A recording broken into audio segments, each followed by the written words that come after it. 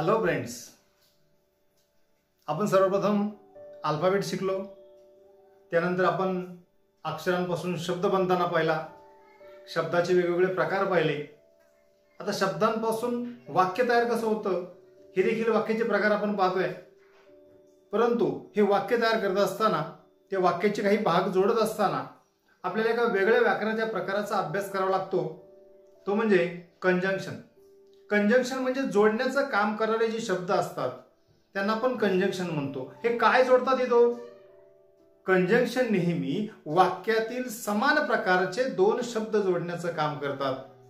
काही वेळेस ते दोन वाक्य देखील असू शकतात.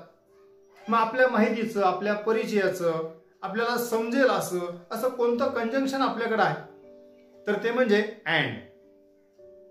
आणि हे नेहमी आपण सर्रास वापरतो. अँड हे काय करतं? अँड हा जो शब्द आहे हा नेहमी काहीतरी जोडण्याचं काम करतो. काय जोडतो मग तो दोन शब्द जोडतो.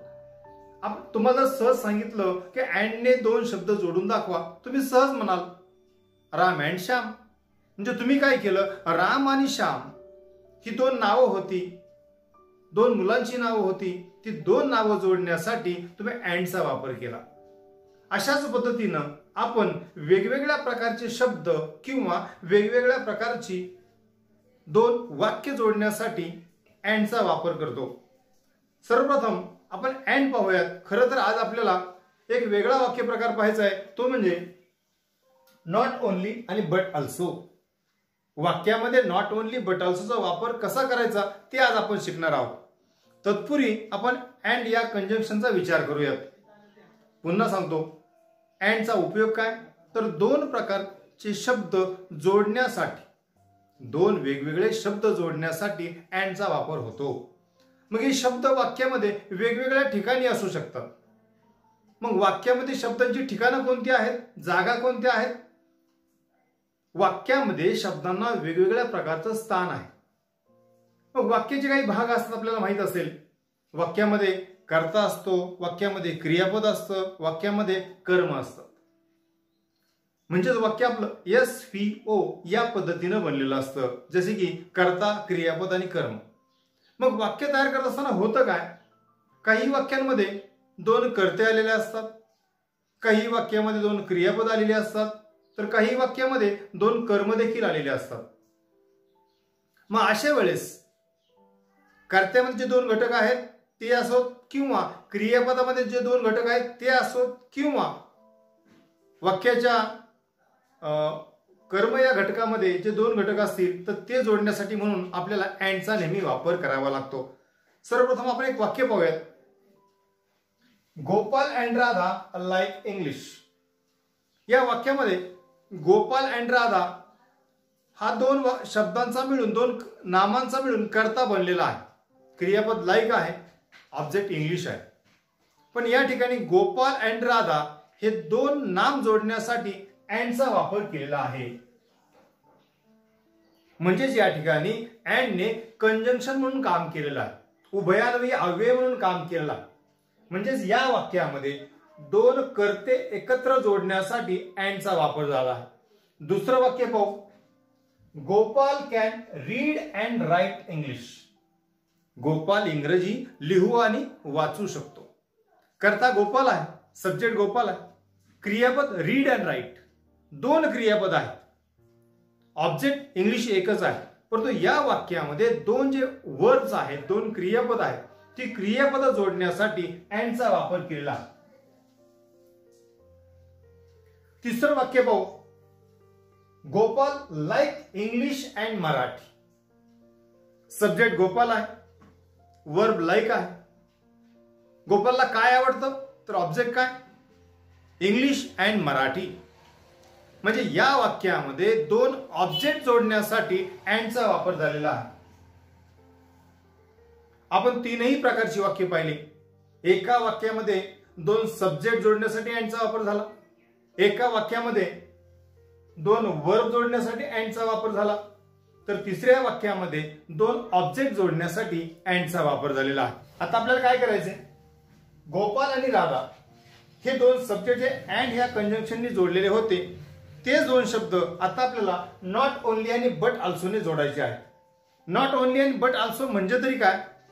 नॉट ओनली बट ऑल्सो म्हणजे फक्त हे नाही तर ते सुद्धा, म्हणजे दोन्ही मिळून. आता पहिले जे वाक्य आहे, Gopal and Radha like English. Gopal आणि राधाला इंग्रजी आवडते. आपण आणि शब्द वापरला. हेच वाक्य जर नॉट ओनली बट ऑल्सो जर मराठीत करायचं झालं तर वाक्य काय होईल? फक्त गोपाललाच नाही तर राधाला सुद्धा इंग्रजी आवडतं. म्हणजे फक्त याला नाही तर तिला सुद्धा. आता हेच इंग्रजीमध्ये करत असताना आपल्याला वाक्य अवघड वाटेल, पण बिलकुल अवघड नाहीये. तुम्ही फक्त अँडच्या फॉर्म्युल्यानुसार जर काम केलं तर सहज आपल्याला हे वाक्य इंग्रजीमध्ये लिहिता येतं. आपण पाहूयात अँडने कोणते दोन शब्द जोडलेले आहेत. गोपाल अँड राधा. मग अँड हे काय करतं? दोन शब्द जोडत असताना दोन शब्दांच्या मध्ये वापरलं जातं. कोणतेही जे दोन घटक जोडायचे असतील त्या दोन घटकांच्या मध्ये अँडचा वापर केला जातो. आता आपल्याला हाच धागा पकडायचा आहे आणि नॉट ओनली बट ऑल्सोने दोन घटक कसे जोडायचे ते पाहायचे. आता आपल्याला दोन घटक जोडायचे आहेत, ते म्हणजे गोपाल अँड राधा. मग हे दोन घटक जोडत असताना आपण एकच काम करायचे. आपल्याला जे दोन घटक जोडायचे आहेत त्या पहिल्या घटकाच्या अगोदर नॉट ओनली आणि दुसऱ्या घटकाच्या अगोदर बट ऑल्सो वापरायचं. आपल्याकडे दोन सब्जेक्ट आहेत, गोपाल अँड राधा. मग गोपालच्या अगोदर नॉट ओनली वापरा आणि राधाच्या अगोदर बट ऑल्सो वापरा. पण राधाच्या अगोदर तर अँड वापरलेला आहे. साहजिकच अँड हे कंजक्शन बदलून आपण नॉट ओनली बट ऑल्सो हे कंजक्शन वापरणार आहोत. त्यामुळे अँड हे निघून जाणार आहे. म्हणजेच अँडच्या जागेवर बट ऑल्सो हे शब्द येणार आहे. म्हणजे आपलं वाक्य कसं होईल? गोपालच्या अगोदर नॉट ओनली, म्हणजे आपल्या वाक्याची सुरुवात होईल नॉट ओनलीने. त्यानंतर आपण लिहिणार गोपाल. इथपर्यंत वाक्याचा अर्थ काय होईल? फक्त हे नाही म्हणजेच काय? फक्त गोपालच नाही तर मग दुसरं जे नाव आहे राधा त्या अगोदर बट ऑल्सो लिहायचं आणि नंतर आपलं राधा येणार आहे. But also Radha. आता पण आपण काय केलं? दोन कर्ते जे अँड ने जोडलेले होते तेच दोन कर्ते आपण नॉट ओनली बट ऑल्सो जोडण्याचं काम केलं. पहिल्या कर्त्याच्या अगोदर नॉट ओनली लिहिलं आणि दुसऱ्या कर्त्याच्या अगोदर बट ऑल्सो लिहिलं. म्हणून आपलं वाक्य तयार झालं, not only Gopal but also Radha. हा पूर्ण सब्जेक्टचा पार्ट तयार झाला. हा वाक्याचा सर्व मिळून एक कर्ता तयार झाला की फक्त गोपालच नाही तर राधा सुद्धा. यानंतर आपला क्रियापदाचा भाग येणार आहे. क्रियापद वाक्यामध्ये एकच आहे, लाईक. आणि कर्म देखील एकच आहे, ते म्हणजे इंग्लिश. आणि म्हणून आपलं वाक्य तयार झालं, not only Gopal but also Radha like English. म्हणजेच काय? फक्त गोपाललाच नाही तर राधाला सुद्धा इंग्रजी आवडतं. काय केलं या वाक्यात? आपण दोन कर्ते जोडण्याचं काम केलं. दुसऱ्या वाक्यात पाहूयात, Gopal can read and write English. या वाक्यामध्ये गोपाल हा वाक्याचा कर्ता आहे, सब्जेक्ट आहे. रीड अँड राईट ही दोन क्रियापद आहेत. म्हणजे वाक्याचा दोन क्रियापद मिळून क्रियापदाचा भाग झालेला आहे आणि ऑब्जेक्ट आहे इंग्लिश. मग या वाक्यामध्ये दोन क्रियापद आहेत, ते अँड ने जोडली आहेत. आपल्याला वेगळं काहीच करायचं नाहीये. ज्याप्रमाणे पहिल्या वाक्यामध्ये आपण दोन कर्ते नॉट ओनली बट ऑल्सोने जोडले, अगदी त्याच पद्धतीनं या वाक्यामध्ये दोन क्रियापद नॉट ओनली बट ऑल्सोने जोडावायचे आहेत. पण कशी जोडणार आपण? ती साधी गोष्ट आहे. पहिल्या क्रियापदाच्या अगोदर नॉट ओनली आणि दुसऱ्या क्रियापदाच्या अगोदर बट ऑल्सो. जे दोन घटक आपल्याला जोडावायचे असतात त्यातल्या पहिल्या घटकाच्या अगोदर नॉट ओनली आणि दुसऱ्या घटकाच्या अगोदर बट ऑल्सो. पाहूयात, गोपाल कॅन. कॅन हे कॉमन आहे. Can read and can write हे कॉमन आहे, त्यामुळे त्याला आपण वेगळं घेणार आहोत. पण जे दोन क्रियापद आहेत रीड अँड राईट, रीड लिहायला सुरुवात करण्याच्या अगोदर आपण नॉट ओनली लिहिणार आहोत. म्हणजेच Gopal can not only read. पहिल्या क्रियापदा अगोदर नॉट ओनली लिहिलं. आता दुसऱ्या क्रियापदाच्या अगोदर बट ऑल्सो लिहून नंतर आपण दुसरं क्रियापद लिहिणार आहोत. म्हणजेच अँडच्या जागेवर but also write English. काय झालं? रीड आणि राईट जे अँड ने जोडलेलं होतं त्या ठिकाणी रीड आणि राईट आपण नॉट ओनली बट ऑल्सो ने जोडले. म्हणजेच काय, वाक्याचा अर्थ काय होईल? गोपाल फक्त इंग्रजी वाचू शकत नाही तर लिहू सुद्धा शकतो. म्हणजेच गोपालला दोन्ही क्रिया येतात. गोपाल दोन्ही क्रिया करू शकतो, लिहिण्याची आणि वाचण्याची. या वाक्यामध्ये आपण काय पाहिलं? नॉट ओनली बट ऑल्सो ने दोन क्रियापद सुद्धा आपल्याला जोडता येतात. तिसरं वाक्य पाहूयात. Gopal like English and Marathi. या वाक्यामध्ये काय, सब्जेक्ट एकच आहे गोपाल, वर्ब देखील एकच आहे लाईक. मग दोन काय आहे? दोन घटक, वेगवेगळे घटक कोणते आहेत? तर ते आहेत इंग्लिश अँड मराठी. गोपालला दोन्ही विषय आवडतात, इंग्लिश पण आवडतं, मराठी पण आवडतं. पण इंग्रजी आणि मराठी हे दोन विषय जोडण्यासाठी या वाक्यामध्ये अँडचा वापर केलेला आहे. आपण अँड हे कंजक्शन न वापरता नॉट ओनली बट ऑल्सो वापरणार आहे. नेहमीप्रमाणे तेच करायचं आपल्याला. पहिल्या घटकाच्या अगोदर नॉट ओनली, दुसऱ्या घटकाच्या अगोदर बट ऑल्सो. वाक्य तयार होईल आपलं. गोपाल लाईक, पहिला घटक इंग्लिश, दुसरा घटक मराठी. पहिल्या घटकाच्या अगोदर नॉट ओनली म्हणजेच Gopal like not only English. पहिला घटक संपला. बट ऑल्सो लिहून नंतर दुसरा घटक अँड आपोआप निघून जाणार आहे. But also Marathi.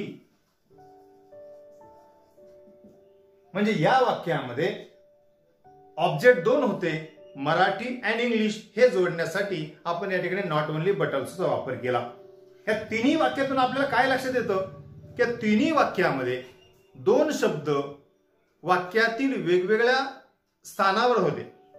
काही वेळेस ते कर्त्याच्या ठिकाणी होते, काही वेळेस ते क्रियापदाच्या ठिकाणी होते, तर काही वेळेस ते कर्माच्या भागामध्ये होते.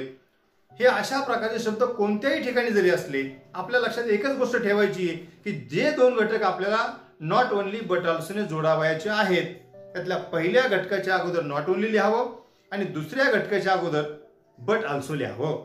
म्हणजे not only Gopal but also Radha, अशा पद्धतीनं. आता यासारखी काही आणखी वाक्य पाहूयात आणि आपल्याला हा घटक आणखी कसा सोपा करता येईल त्याकडे आपण जाऊयात. वाक्य आहे, the police and the doctors are our friends.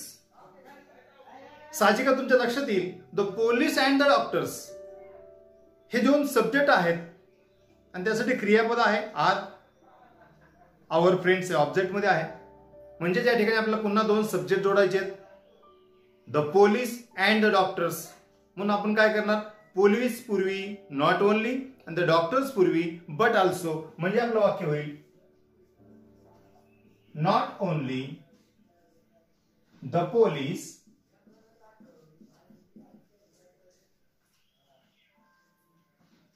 not only the police but also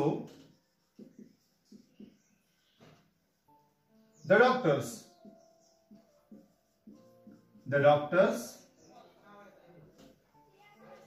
are our friends. म्हणजे फक्त पोलीसच नाही तर डॉक्टर सुद्धा आपले मित्र आहेत. आता दुसरं वाक्य पाहूयात. Gita close the door, Gita bolted it. आता सलग वाक्य नाहीये, दोन वेगवेगळी वाक्य आहेत. गीता क्लोज द डोर आणि गीता बोल्टेड इट. म्हणजे गीताने दरवाजा बंद केला आणि गीताने याला कुलूप लावलं. याला म्हणजेच कशाला आपल्या लक्षात येईल की जे या ठिकाणी इट हे सर्वनाम आलेलं आहे, प्रोनाउन आलेलं आहे. प्रोनाउन आलं याचा अर्थ याच वाक्यात किंवा याच्या आधीच्या वाक्यात कुठेतरी याबद्दलचं नाऊन आलेलं असणार आहे. आणि जर आपण पाहिलं गीता क्लोज द डोर म्हणजे दरवाजा, गीताने दरवाजा बंद केला आणि या दरवाजाबद्दल हे सर्वनाम आलेलं आहे इट. म्हणजेच काय, द डोर आणि इट हे दोन्ही एकच आहेत. मग वेगळं काय आहे वाक्यांमध्ये की जे दोन वाक्य आहेत त्या वाक्यामध्ये दोन्ही वाक्यामध्ये करता गीता आहे, Gita close the door, Gita bolted it. म्हणजे दोन्ही वाक्यामध्ये करता गीता आहे क्रियापद काय आहेत? पहिल्या वाक्यामध्ये क्रियापद आहे क्लोज्ड, दुसऱ्या वाक्यामध्ये क्रियापद आहे बोल्टेड.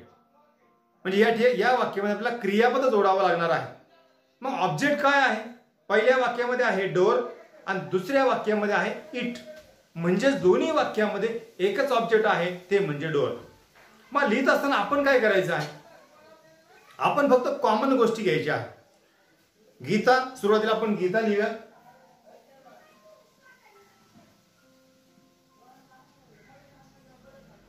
करता झालं तर आपल्या क्रियापद घ्यायचे, तर क्रियापद आपल्याकडे दोन आहेत. ती दोन क्रियापद आपण नियमाप्रमाणे आपण जोडून घेऊयात. नॉट ओनली जी नॉट ओनली नंतर पहिलं क्रियापद आणि बट ऑल्सो नंतर दुसरं क्रियापद. गीता नॉट ओनली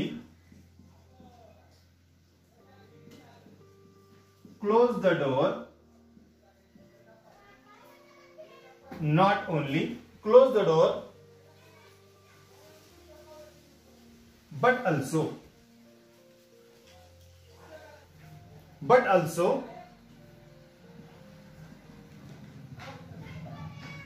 क्रियापद आहे बोल्टेड.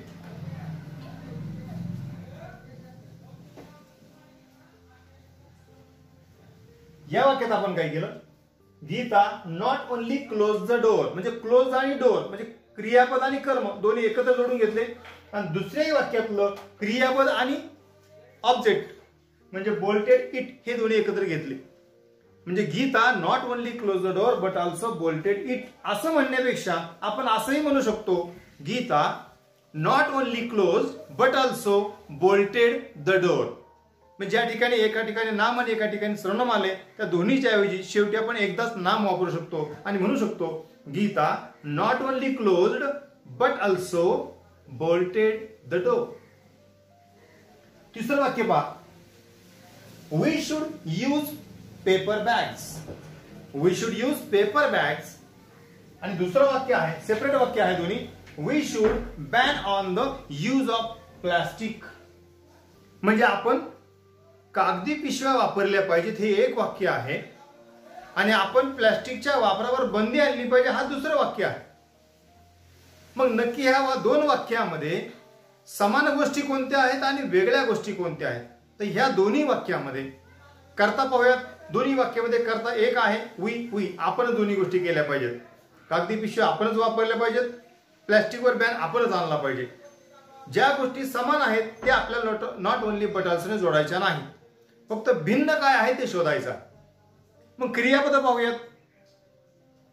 पहिल्या वाक्यात क्रियापद आहे यूज वापरणे, तर दुसऱ्या वाक्यामध्ये क्रियापद आहे बॅन बंदी आणणे. म्हणजे क्रियापद वेगळी आहेत.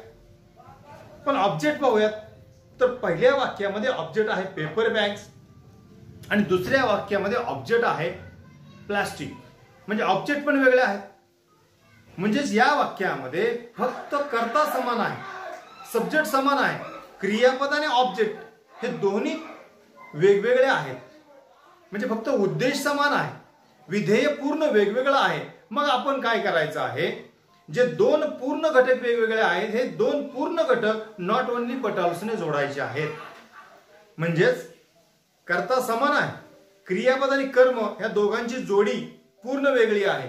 मग आपण काय करायचं, पहिल्या क्रियापद आणि कर्म ह्या जोडीच्या पूर्वी नॉट ओनली आणि दुसऱ्या वाक्यातील क्रियापद आणि कर्म ह्या जोडीच्या पूर्वी बट ऑल्सो लिहायचं. म्हणजेच काय, थोडक्यात जे दोन घटक वेगवेगळे आहेत त्यातल्या पहिल्या घटकापूर्वी नॉट ओनली आणि दुसऱ्या घटकापूर्वी बट ऑल्सो. वाक्याकडे पहा, फक्त वी हा घटक समान आहे, फक्त कर्ता समान आहे, बाकी पूर्ण वाक्य वेगळं आहे. म्हणजे यूज पेपर बॅग्स हा पहिल्या वाक्यातला क्रियापद आणि कर्म ह्या दोन्हींचा भाग. तर दुसऱ्या वाक्यामध्ये ban on the use of plastic हे पूर्ण वेगळे आहेत. म्हणजेच काय, आपण या पूर्ण एका भागाच्या अगोदर इथं नॉट ओनली वापरायचं आणि दुसऱ्या वाक्याचा जो तुकडा आहे त्याच्यापूर्वी बट ऑल्सो. म्हणजे वाक्य काय होईल, वी शुड हे दोघांना कॉमन आहे. या वाक्यात पण शुड आहे, या वाक्यात पण शुड आहे. जे दोन्ही वाक्याला कॉमन आहे ते आपण एकदाच वापरायचं आहे, फक्त भिन्न जे आहे ते आपल्याला नॉट ओनली बट ऑल्सोने जोडायचं आहे. म्हणजे we should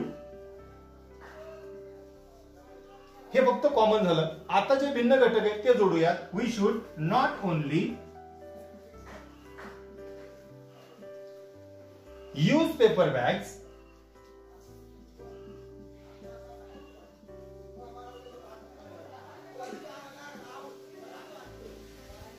but also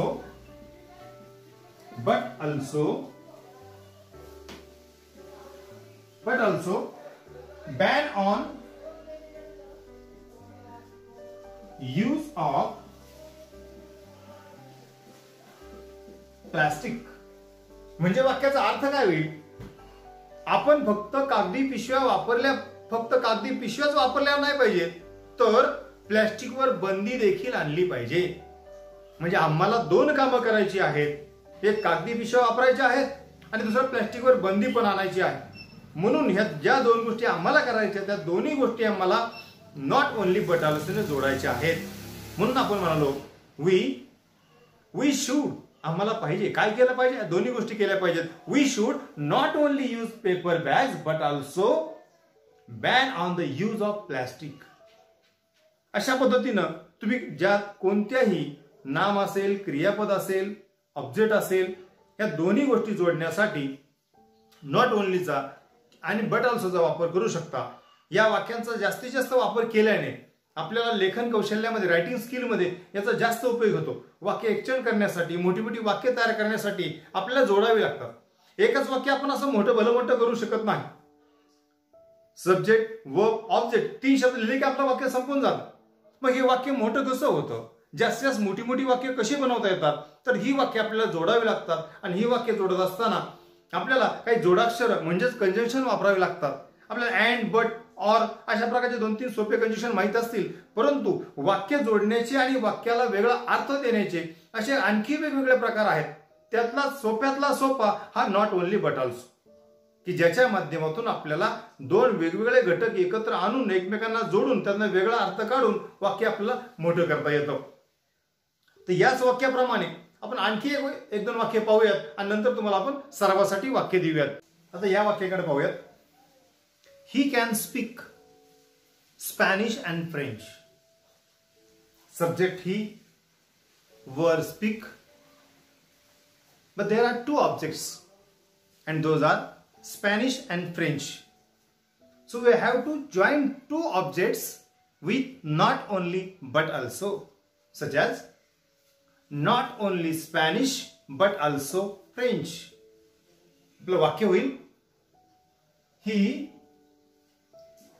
can speak.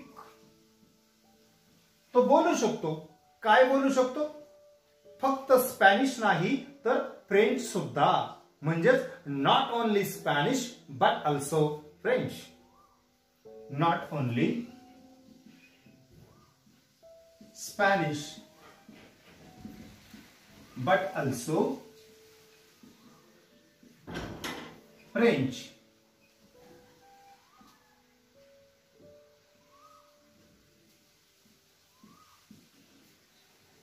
पहिल्या ऑब्जेक्ट पूर्वी नॉट ओनली, दुसऱ्या ऑब्जेक्ट पूर्वी बट ऑल्सो.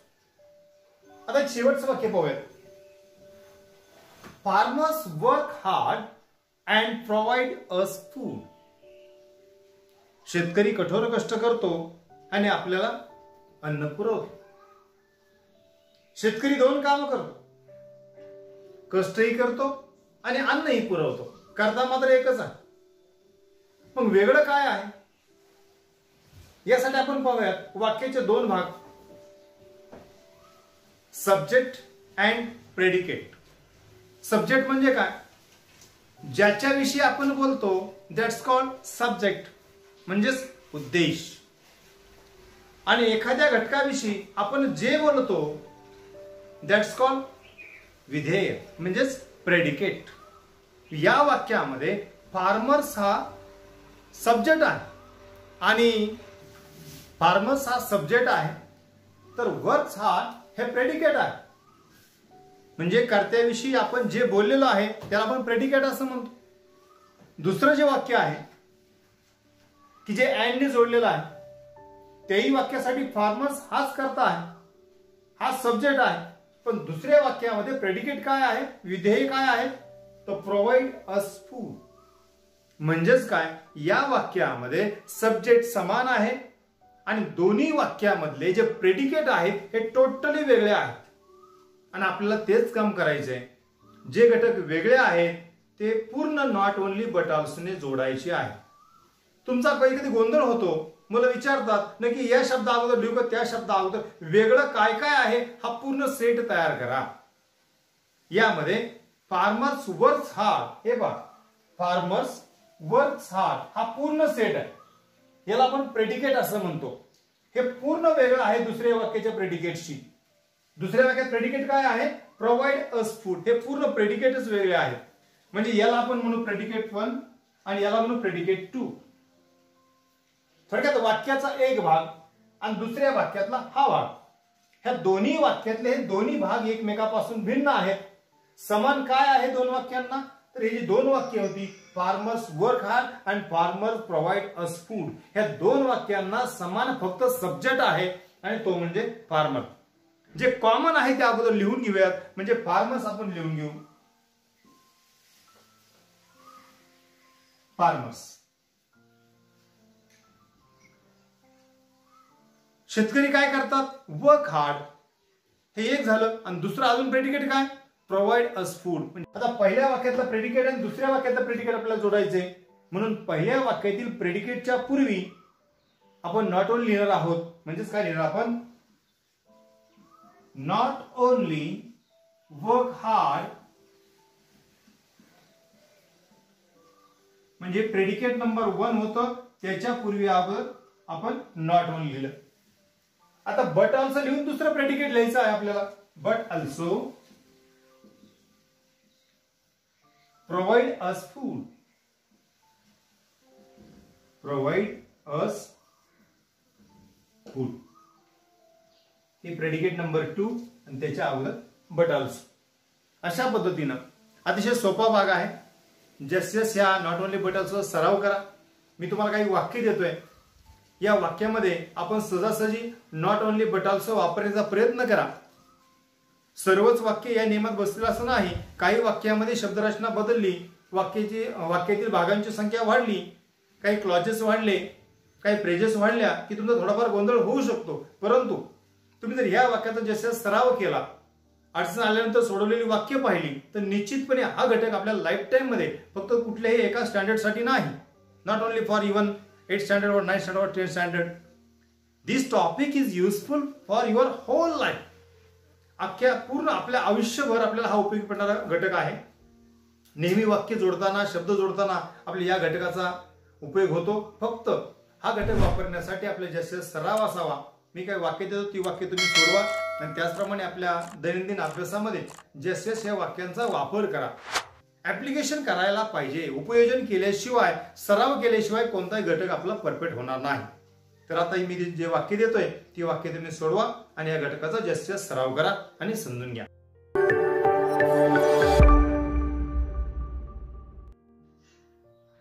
ही काही तुम्हाला सरावासाठी वाक्य दिलेली आहेत. व्हिडिओ पॉज करून ही सर्व वाक्य आपल्या वहीमध्ये लिहून घ्या आणि आपण सांगितलेल्या नियमाप्रमाणे सोडवण्याचा पुरेपूर प्रयत्न करा. ही वाक्य सोडवल्यानंतर आपण आपल्या शिक्षकांकडून ही वाक्य तपासून घेऊ शकता आणि त्यानंतर आपण स्वतः अशा प्रकारची वाक्य बनवण्याचा प्रयत्न करा. धन्यवाद.